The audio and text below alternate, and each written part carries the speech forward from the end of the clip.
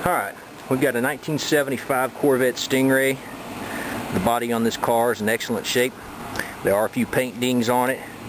Right here on the front quarter panel on the passenger side, got a little bit of a ding right there. It's just paint. It's nothing in the fiberglass or anything like that. All across of the nose of the car, we've got several rock dings. There's a little spot right here on the front bumper. You can see right here there's a little bit of fiberglass that got dinged up. Nothing major, nothing be anything too difficult to get fixed up, I don't think. Other than the front end here, the hood, sides of the car, everything about the body's pretty straight.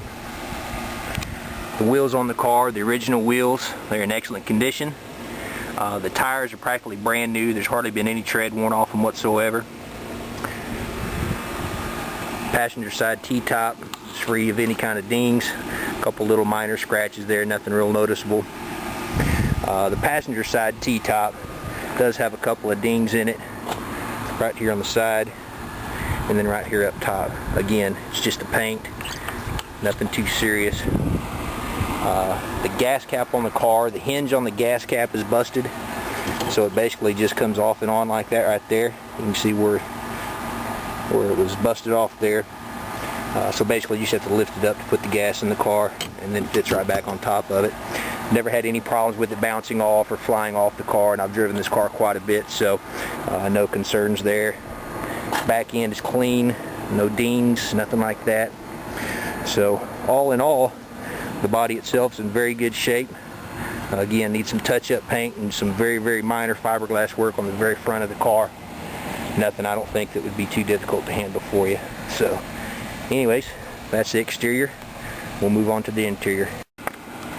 Alright, we're going to take a look at the interior of the car now. The interior of the car is in excellent shape. There's really no tears or holes or anything in the seats anywhere. You can see everything's in order.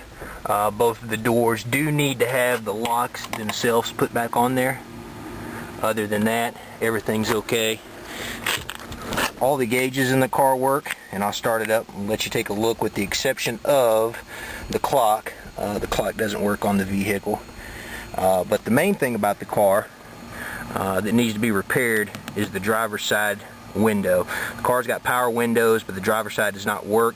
The motor was taken out, had a bad motor, and it's just never been replaced. Problem with that is, without the motor in there, there's nothing to support the window here. So what you have to do is you actually have to take the door panel off. There's 3 bolts that go in here, here, and up top there that hold it in place. I've already taken those off so I can get this off easy and show you what you have to do to get the window up on it. So give me just a second. Basically, once you get all the bolts off, the door panel will slide right off of the handle. Right here, of course, is where the engine goes. All the wiring and everything's in place there. It just needs a new engine and everything put back together. But to drive it with the window up, what you have to do is grab a hold of the window from the outside, pull the window to the up position, and then if you can see right here, there's an area right here, and there's a piece of steel right there underneath the window. What I use was usually just a screwdriver. Stick it right in there, and it holds the window up. You could probably rig something up that's small that would fit behind there and fit behind the door panel. I've just never done that before, but that will keep the window up. I will tell you that no matter what, this will still move around on you, and you won't have a clean seal with the window. So that's probably one thing you want to get taken care of. But that's really the only major thing with this car, is that driver's side window. Passenger side window does work. You have to put a little bit of force on the button when you're rolling it up, rolling it down, but it does work. Alright, I'll get it started up in this next clip. Alright, we're going to crank it up for you here. As you can see, the car turns right over, first try. All the gauges work. The only gauge that doesn't work is the clock. Everything else is in great shape though. Alright, show you the headlights and the blinkers here.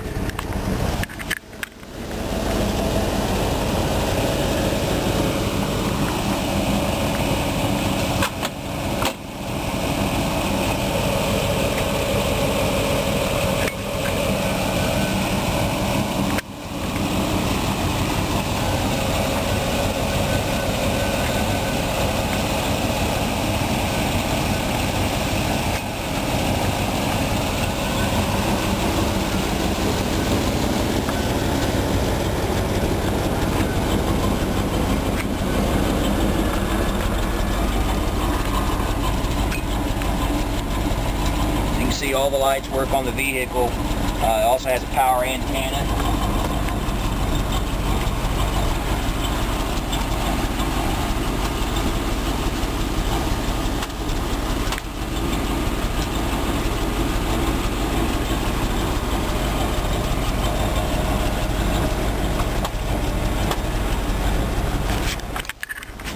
Has an AM FM cassette deck in it. Nothing real special, but it'll give you some tunes. Got a small speaker box back in here. I think they're two 10-inch speakers. Like I said, nothing too fancy, but it gets the job done. I think that's about it for the interior, and this next clip will take you for a quick ride. I wanted to get you to take a look at the engine real quick here.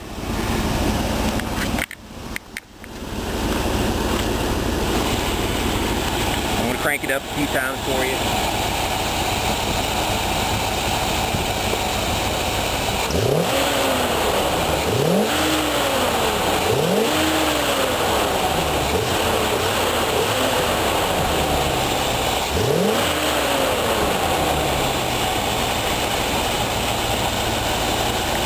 Engine on this car runs great. It's got plenty of get up and go. You've seen in the other videos, it's got a great body on it, other than the few minor dings that it's got. The car is definitely a head turner. Get a lot of attention in this car every time I drive it. Get lots of compliments. I think whoever winds up with it will be really happy. Alright, time to go for a little spin.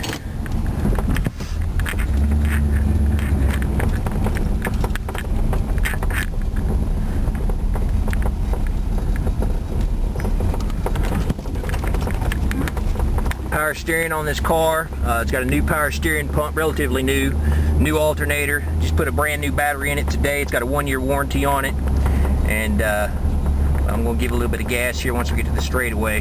Here we go.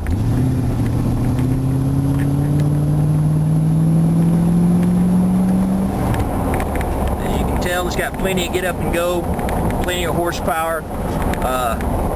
The engine's, of course, a 350. I'm not sure if it's the original engine or not. Some have told me it is, some have told me it isn't. All I know is the Chevy 350. On the inside of the car, the markings show that it was originally an L48. However, it has L82 tags on the hood, which I believe the previous owner put on there just for looks, I guess. But anyways, it runs great. Like I said, I've driven this car around. I've had it for 7 or 8 years now. Never had any major problems with it. And as you can tell, it drives nice, the engine runs nice. You could definitely get in this car and go right away. But definitely, if you wanted to put a little money into this car, it could be one heck of a pristine machine. Other than the nicks on the front, the problem with the window, the gas cap,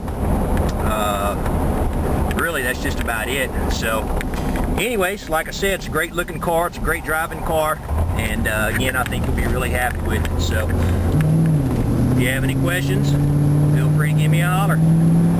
Thanks for looking.